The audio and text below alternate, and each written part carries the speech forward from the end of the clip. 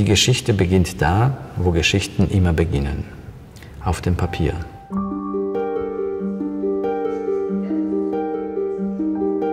Also es geht hier um einen Mann, der wissen will, wer er in den letzten 80 Jahren war. Also das ist natürlich eine existenzielle Geschichte, anders kann man das bei Kubin nicht machen, weil er ein Existenzialist ist. Es geht einfach um die wichtigsten Fragen unserer Zeit, also unserer Spezies. Also wer bin ich, wer war ich?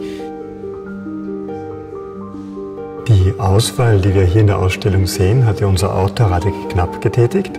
Die Idee, durch die Ausstellung im Rahmen einer Erzählung zu marschieren, funktioniert wunderbar.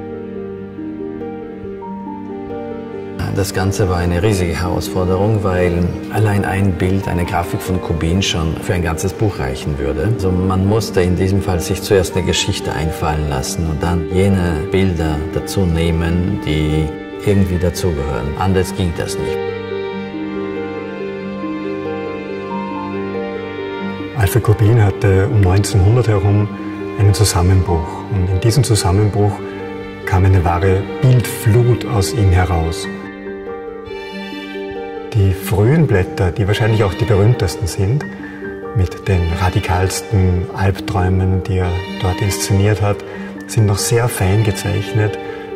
Mit einem ganz feinen Gitternetzwerk sieht man hier diese Welten entstehen.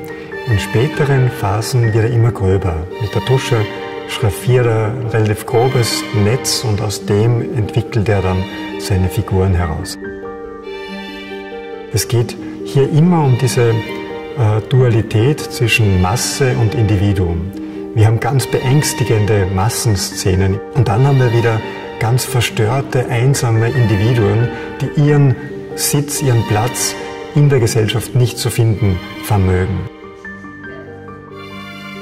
Und ich glaube, diese Dualität, die das 20. Jahrhundert und jetzt auch unser Jahrhundert sehr stark geprägt hat, wird prophetisch im Gesamtwerk Kubins schon vorweggenommen. Also er hat etwas, was wirklich sehr wenige Künstler heute haben. Er weiß, was Betroffenheit ist und er hat in seiner hermetisch, aber doch reinen, geschlossenen Atmosphäre so lange überdauert. Das ist heute alles für einen Künstler absolut undenkbar.